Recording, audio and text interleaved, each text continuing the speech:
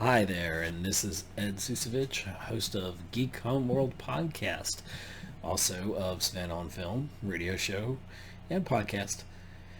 And we're looking at a D23, that's a Disney 23, special look.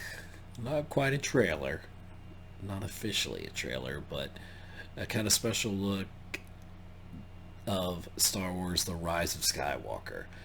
And let's get to it and check this out. So this is The Rise of Skywalker, and we'll just cue it up here.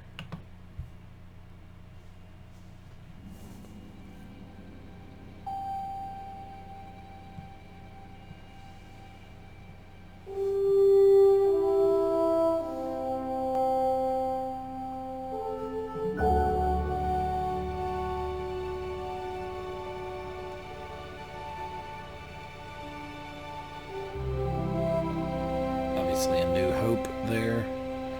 Empire Strikes Back. Boba Fett. Luke, I am your father. Yoda. Return of the We've Jedi. passed on all we know. Episode 1. 1,000 generations live in you now. Episode 2 and now 3. Force Awakens. But this is your fight. Last Jedi.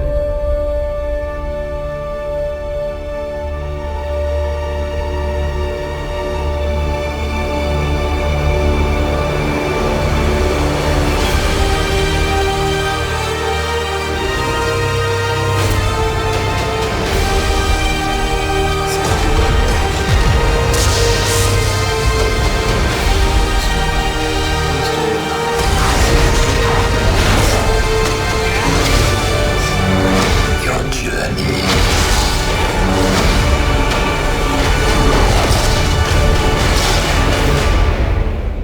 Yes, it's him.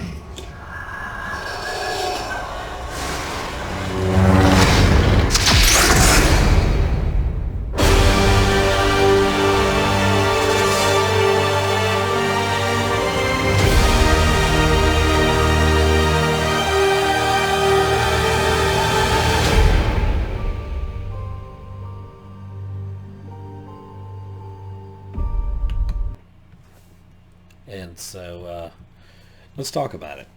I know it's already been discussed in other videos and talked about, but basically you see episodes 4, 5, and 6, A New Hope, Empire Strikes Back, Return of the Jedi, then episodes 1, 2, and 3, the prequels, Phantom Menace, Attack of the Clones, and of course Revenge of the Sith, the best of the prequels. Back when Star Wars was still felt like a creation that I grew up with, that a lot of us grew up with. And I'm excited for when Force Awakens came out. It's still, box office wise, domestically, it's done like what, 936 million. So it's still, numbers don't mean everything, because Last Jedi did, episode 8, Last Jedi did about 683 million domestic, but that was the film that split the fandom. And Solo followed, and in between we had Rogue One, which was great. Especially for that Darth Vader scene at the end, which the Star Wars stories, Rogue One and Solo, have been plagued with so many production issues and directors on the project and off the project, and so they were good, but in the trailer here, they're basically giving you, it's a 2-minute 11-second trailer, or special look as Disney called it at their D23 that they had about a month ago, I think. And they're not calling it a trailer.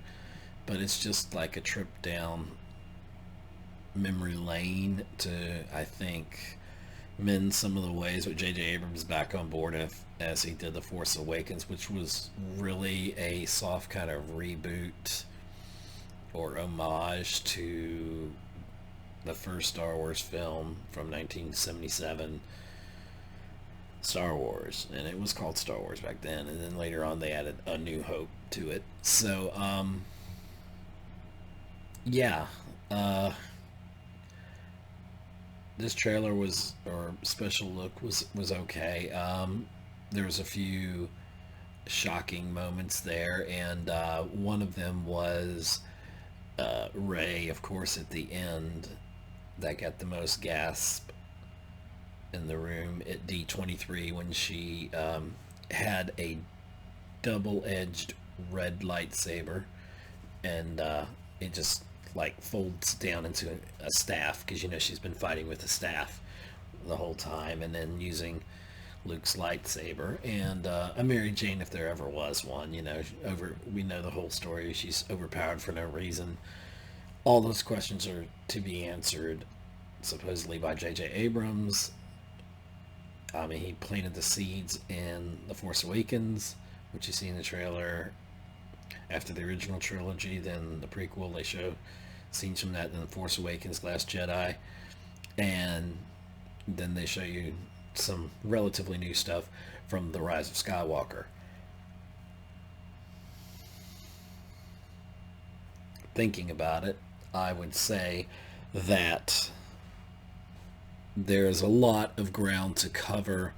There's a lot of things that need to be said, that need to be answered. What are some questions that we need to know? We need to know who Rey's parents are. We need to know if she is a clone, if this is an evil clone that we see at the end of the trailer here, the D23 special look of Rise of Skywalker, or is she's not nobody. Nobody believes that she's nobody, right? Everybody's somebody. Everybody's got a reason, and what Kylo Ren told her, and then when she fell into that little cave or whatever, and then she kept seeing herself, but then she didn't see anything. She's got to be a Skywalker. She's got to be a Kenobi. She's got to be a Palpatine.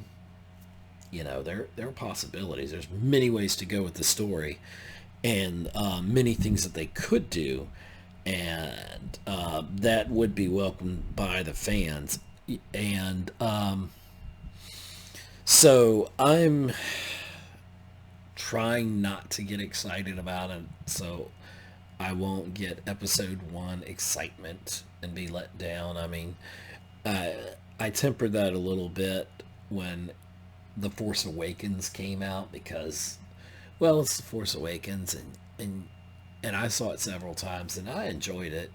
I was willing to, we have the core of Luke Skywalker, Princess Leia, and of course Han Solo, and it was Harrison Ford's decision that Han Solo should die in Force Awakens, and they're using, since Carrie Fisher passed away, they're using footage that from The Force Awakens, I believe. I don't know that there's any there. Maybe some from The Last Jedi, but mainly for Force Awakens that wasn't used, like parts with Rey, and so they'll bring her into the story. And it's a shame that Carrie Fisher didn't live, because the original plan was J.J. Abrams was going to do all 3, or they were going to have different directors, but the story arc originally was that the first movie would be Han's movie, and he ends up dying in it, because we could sure use him now. I don't know that he's going to come back as a Force Ghost, but I have no idea. Then Princess Leia, this is hard, because Princess Leia, she had her Mary Poppins moment, which was terrible, and because the fact there are so many things wrong with The Last Jedi, and I have episodes on the podcast where we talked about it, and you've probably heard all over the internet what's wrong with The Last Jedi. And cinematically, it's a beautiful movie. Ryan Johnson did beautiful. The trailer was shocking. He subverted expectations, definitely. But what the core fans needed to see, we needed to see Luke Skywalker coming out and not cowering and just coming out there, just brandishing his lightsaber for real, not a force projection. And it was beautiful how he passed away into the force, and I'm confident he'll be back as a force ghost. Or there'll be some kind of flashback or something. I'm expecting Force Ghosts and flashbacks maybe. But anyway, it was very disappointing and shocking. I saw it 3 times, The Last Jedi, before I could get over The Force Awakens I saw. Well, the same with... I think it was the same with both of them, actually. With Han's death, even though... after the first time, I obviously knew it was going to happen. And the same thing with Luke's death. It took me 3 watchings of each of them basically to kind of say, okay, they're gone. Now, Han's death for his son, for Ben Solo, made sense. It had purpose. And some theories are that, Han knew he wasn't coming out of that alive, but he was kind of a deadbeat dad, and this was his chance to redeem his son, if nothing else, and bring him back to the light. And because Luke had failed him, he failed as a master to his apprentice Ben Solo, and Ben, with the Knights of Ren, destroyed all the other Jedi, and it's just unfortunate how it all turned out. And what Ryan Johnson did with Episode 8 really split the fandom. And Kathleen Kennedy, who was given the reins by George Lucas and said, we'll definitely do this, we'll follow the path, basically. I mean, from my understandings, there was a bit of an outline that was put out there by George Lucas, and it was to do with the quills, which is, it gets into like some of the Jedi teaching, so I think they'll incorporate some of that. But Ryan Johnson, basically, it was like The Last Jedi was kind of a middle finger to everything that J.J. Abrams set up. And J.J. Abrams did a trilogy of Star Trek films, and they were pretty good. They're not as good as the originals, but they were good.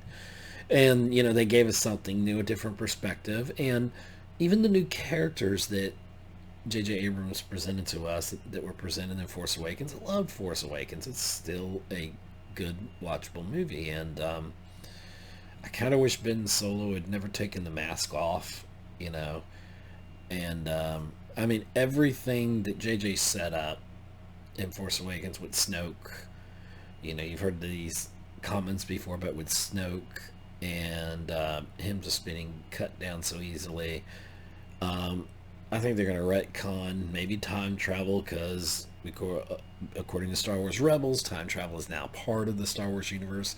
I do not know how I feel about that. Avengers use that. It's kind of when you write yourself into a hole. A lot of films do that. They do the time travel element, and sometimes that works. And, usually I'm good with it, but especially in Star Trek. But even then, there's some issues, I can come up with on that. But seeing how Ryan Johnson just messed everything up.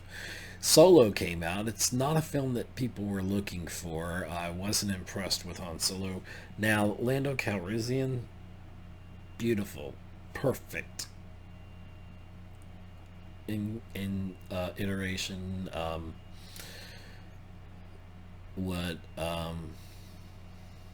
Childish Gambino. I can't think of his name. I can't think of his name. Anyway, he did a perfect job of what we would say not Han Solo, but he captured the essence of who Lando Calrissian is. And Han, he was the opposite.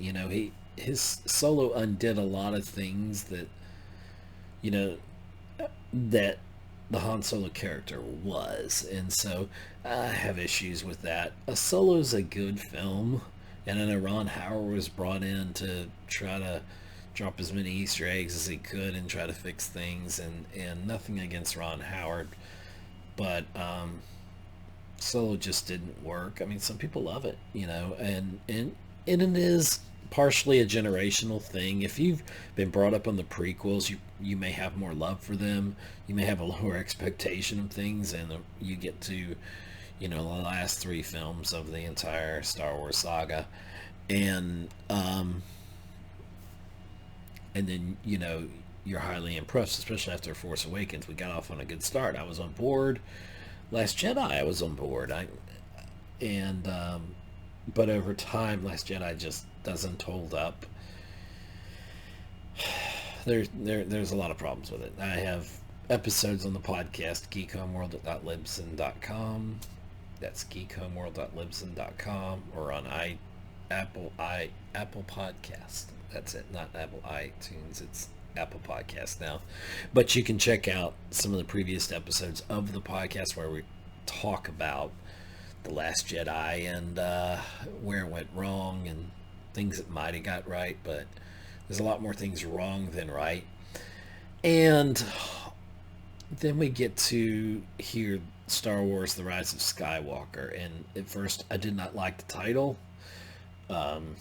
It's growing on me. It's supposed to be integral,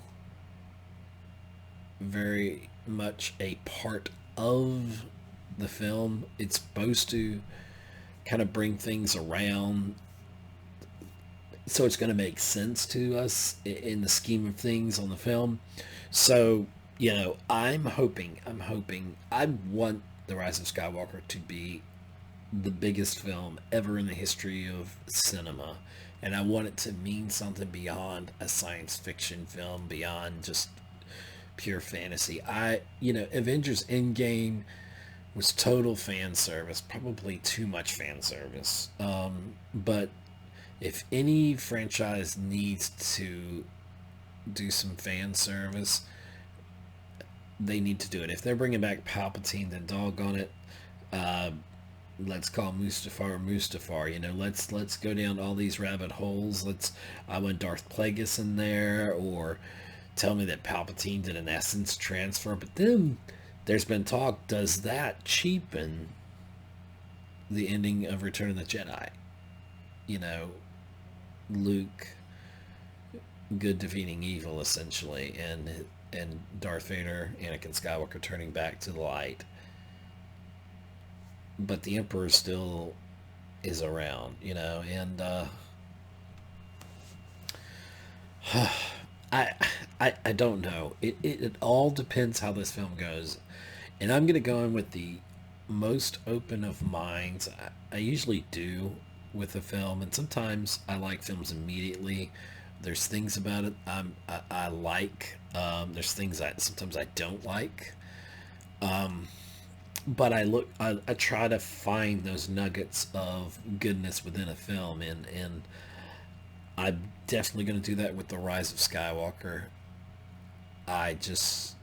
It sums up, it's a big part, a big ending for something that's been dear to my heart. And if you're looking at some of the backdrop here in the studio, I've got tons of, I've got a lot of Marvel stuff, but I've got, oops, I'm pointing the wrong way. If you see, there's, I've got some BB-8 paraphernalia there. There's BB-8 again.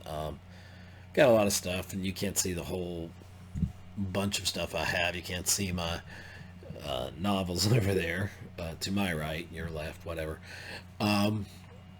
My X-Wing fighters, my TIE fighters, all the Star Wars films on every format, all the books that are not canon, which I don't understand. Darth Plagueis is probably my favorite novelization. That and The Rise of Skywalker. Excuse me, The Rise of Vader.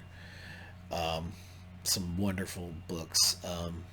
The Episode 3 novelization, of course, was great. And I just want J.J. Abrams, now that he's back, and I know he consulted with George Lucas on how to film the scenes that were done with Mark Hamill, and Mark Hamill's probably been the fans' greatest ally. He's just an actor. He doesn't have story control, but when he read this, he's like, I don't know who this guy is. He said to Ryan Johnson, but this isn't Luke Skywalker. This isn't the Luke Skywalker we know. And the fans are not going to like it. And, didn't matter. I mean, so it didn't matter to Ryan Johnson, to Kathleen Kennedy, or anybody. There's been some bashing of the fans and saying that, we don't like all these messages and progressivism in the film. And there's some truth to that. There's some people that are trolls. Star Wars fans are the hardest to please.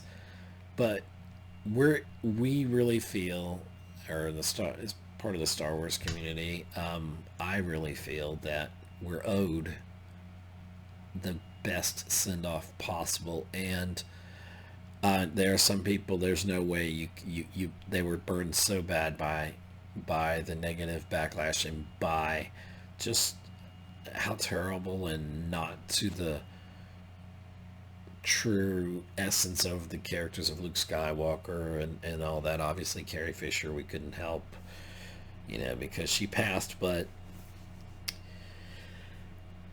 it was just that neglect for staying true to who Luke Skywalker is. And yes, it would have been cliche, but we needed cliche if that meant that Luke would come out and face Kylo, and he didn't have to defeat him, and he could try to turn him, but I still don't think that Kylo is going to be a bad guy unless he really, really just goes to the dark side and he really embraces it. And I hate to say this, but they should have killed off General Organa, Princess Leia, her character, when she got blasted out of the ship. And there was even a plot hole where Kylo hesitated and he didn't shoot, but one of his wingmen did, and then blew up the ship. And then she did the Mary Poppins thing, which is terrible. And it would be okay if she ever showed that level or any level at all of using the Force, other than, I think Luke's okay, he'll be fine, or whatever. Somehow I always knew, that Darth Vader was my dad, Return of the Jedi stuff. But some of the novelizations go into greater detail and of that, and I really, really, really need The Rise of Skywalker to be phenomenal. It needs to.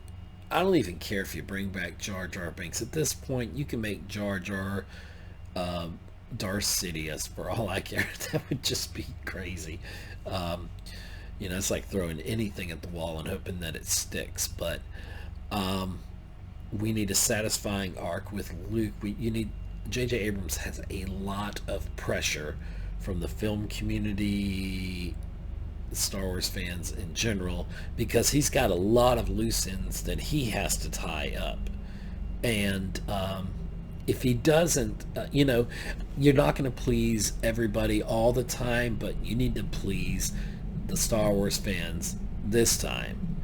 And it's just very important. It has to happen. And we all really want to see it happen. We want to see it come to a fruition, that what we want out of a Star Wars film, he's wrapping up the prequels, the originals, the prequels, and this trilogy. So really, he's wrapping up 8 films in the 9th films.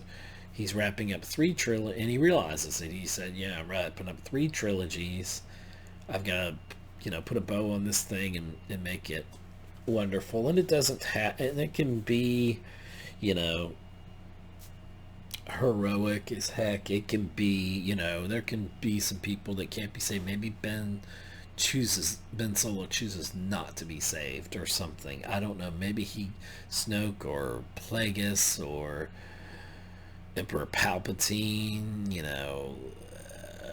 turn him. Maybe I don't for a minute think that, and I think about this because I've been to Disney, and I haven't been since they opened the I can't think of what it's called, with the Millennium Falcon, Galaxy's Edge.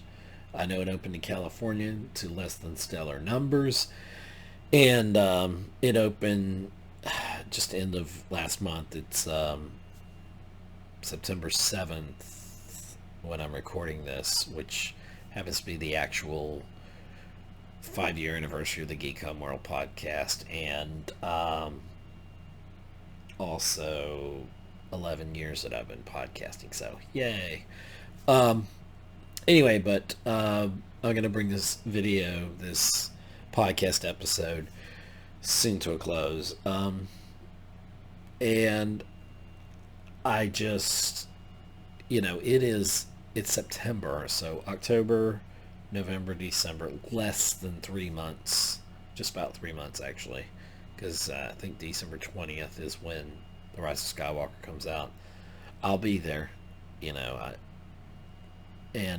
may see it several times, even if it's bad, but I want to be blown away. I want it to be one of the best things I've ever seen in my life, an early Christmas present that will last forever. I want them, the filmmakers, the powers that be, I want them to listen to the fans, and hopefully they've seen by the lost revenue on some films and such,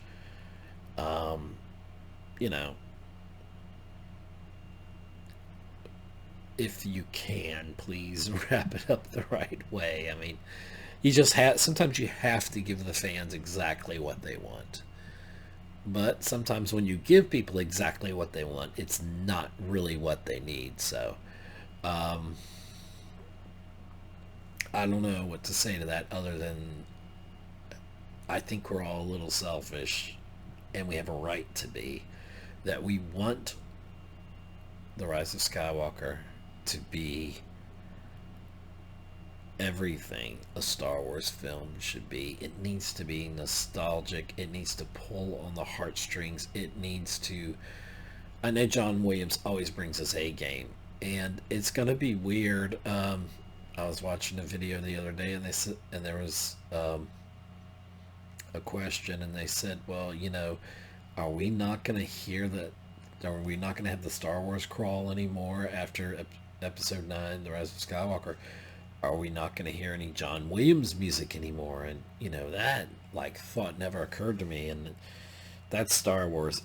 In fact, growing up with the VHS tapes, watching it on TV many times, going to theaters, I always thought the 20th Century Fox opening was part of... I mean, I had the album. I still have the album. I think I have it for Empire Strikes Back over there. On my shelf, one of my shelves over there with my collectibles. But I always thought the 20th Century Fox beginning, the dun dun dun dun dun dun dun, I thought that was I knew it wasn't part of the theme, but growing up I kind of thought it was, and it just kind of fit perfectly. And then of course you'd see, Once Upon a Time in a Galaxy Far, Far Away, and then that John Williams score hits, and you're just magically drawn in, and that score says everything. It represents so much that it's such an important part of Star Wars. And I remember Rogue One, when there was no crawl and there was no John Williams music. I'm like, oh gosh, what's going on? This doesn't feel right. But the film's good, and Rogue One is one of my favorites, especially for the last scene, the Vader scene. Oh my gosh, that is to die for. It is just, quite literally, if you were in that room, in that corridor, you did. Um, I would like Anakin to come back. I want them to tie his story up. I don't. If everybody's holding hands and happy, and they're all Force ghosts and everything, and they put Carrie Fisher in there as a Force ghost, excuse me, or if they just, say she's kind of done and just, have a few scenes, pivotal scenes, and then you don't see her anymore. I don't know. I know they're not going to digitally recreate anything, and I'm actually glad they didn't. To me, I think it worked in Rogue One when they used like a stand-in and did like the face de-aging, and when they did, is it Tarkin? Um, when they did him, some people now say they didn't like that. I thought it was good. I thought it was okay. It worked within the storyline. I was willing to suspend a little bit of disbelief knowing that that actor's long since passed. But, we're getting to the part of AI and facial recognition and stuff that you could do with computers now with effects that, you can basically put any person or any actor or whatever who's past, you could put them in the film. They could, if they really wanted to, they have the industrial light and magic technology they to do it. They can make it happen. They could totally make it happen and make it believable. I think it's like not a great movie, but Captain Marvel, I didn't like it as much as some did. Surprised it made $1 billion, but you know um I think the de-aging, I call it de-aging, I don't know if that's the proper term, um, of Nick Fury in that film, Samuel L. Jackson, I think it was flawless. It's amazing.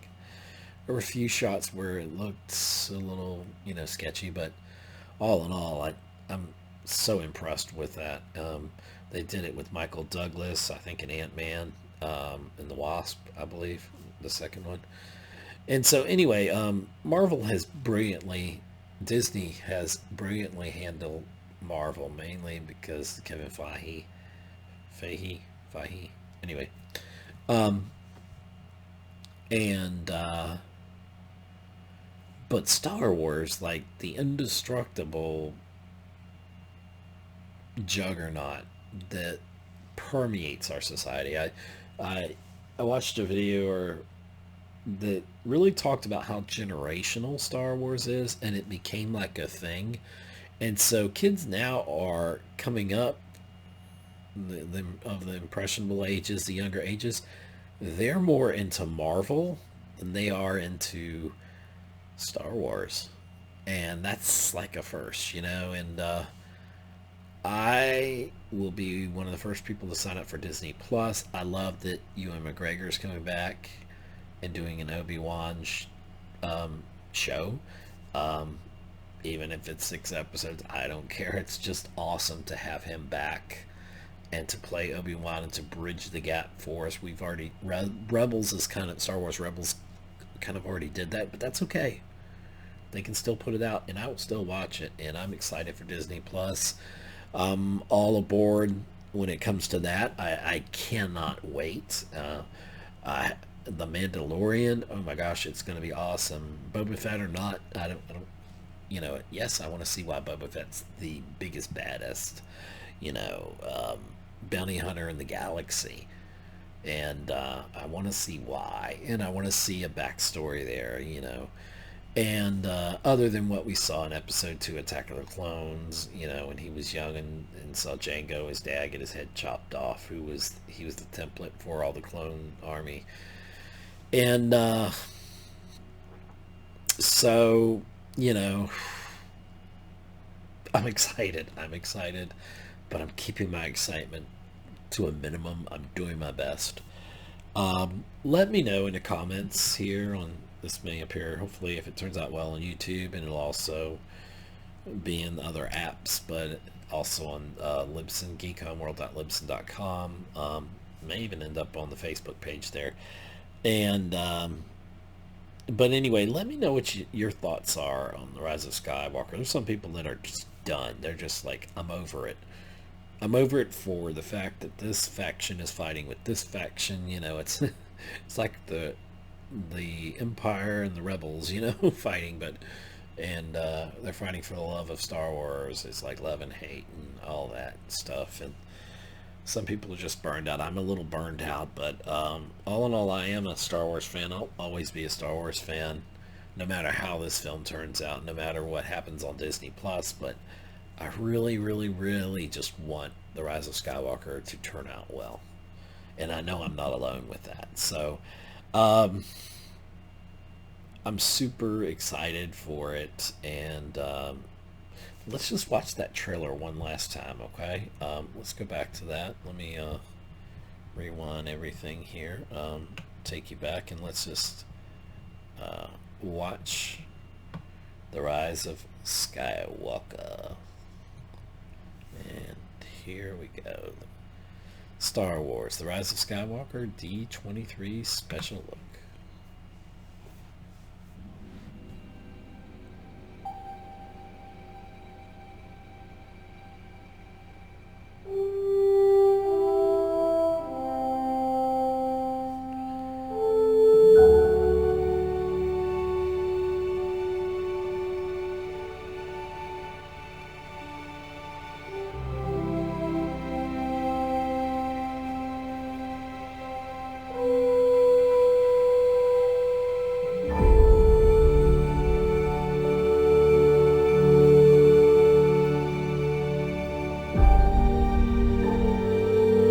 We've passed on all we know.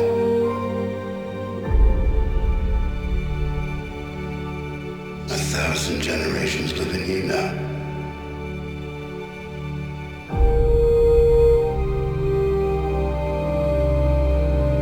But this is your fight.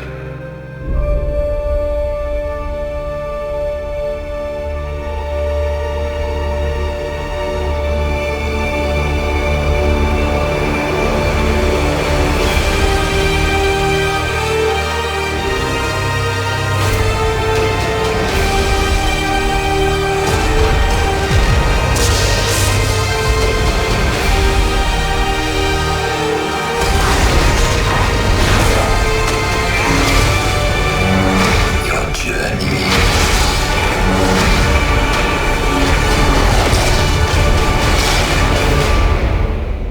Yes, it's him.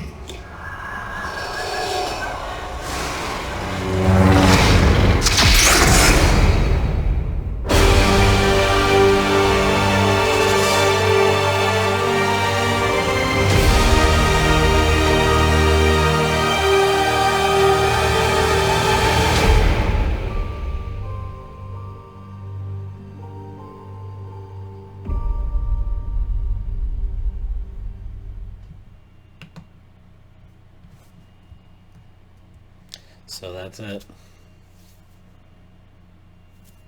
Star Wars, The Rise of Skywalker. Thank you for joining me on this episode, this discussion of the Star Wars Skywalker Saga. I guess that's what we'll call it, or what they're calling it. And let us know what you think, what your thoughts are, and yeah, it's going to be good. Thinking positive thoughts. J.J. Abrams is going to save the Skywalker Saga. It's going to happen. And I'm excited. I'm excited for it. So anyway, thank you for listening. Check us out on Geek Homeworld. We're on Apple Podcast, Geek Homeworld. You can listen on the Google Podcast app, which is pretty simple and awesome to use. We're on all the major outlets that there are. So check out Geek Homeworld, if you will. Check out our Facebook page. I may be doing some, if people ask for it, I may be doing some of these videos. I may be doing them live on Facebook, like some Facebook Lives, where we can do questions and we can interact, and Of course, I'll always record it, my handy recorder next to me here. And this will always exist as an audio podcast, but I'm trying to add some video elements to it. So I'm working on my whole visual part of it. So it's a work in progress. You can't tell right here, but this is a Snuggie.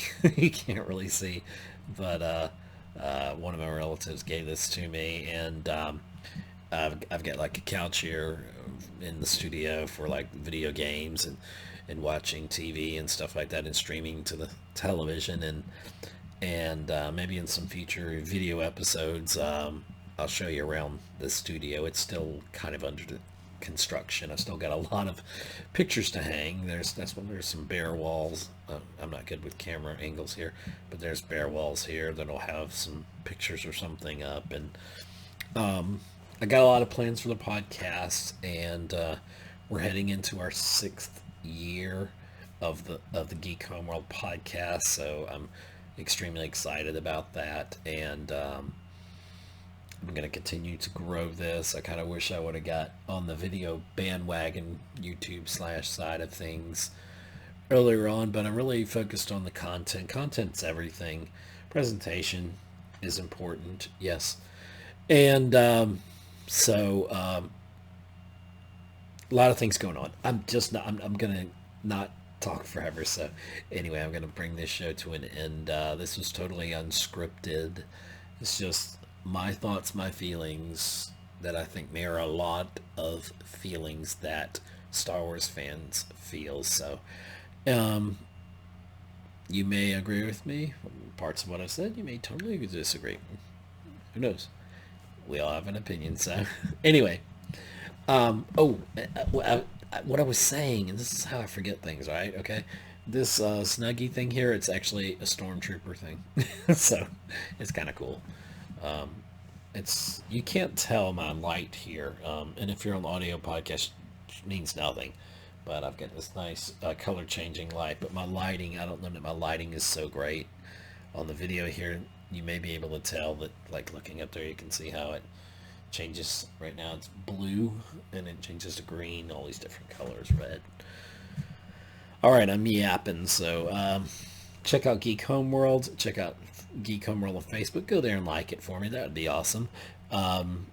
Follow us, follow the podcast, and we've got more to come. So I think this will be episode 120, and it happens to be recorded on I just recorded another one where I did Terminator Dark Fate, and it was the 5th anniversary episode, which was actually shorter than this, believe it or not. And I did on that episode, I kind of, celebrating that a little bit. Didn't talk too much about it, but it's the 5th anniversary episode 119, so please check that out. And it's on Facebook, Geek Homeworld Facebook. It's also on Libsyn, where the main host is the main host of the audio portion of the podcast. And great service there. I love Libsyn, so great analytics too. If you're looking for a podcast, it's a good place you might want to try. So I got a lot of super fun things I want to do. I have a whole bench area over here, kind of a table that I've envisioned in the studio here. And one day I'll do a studio tour.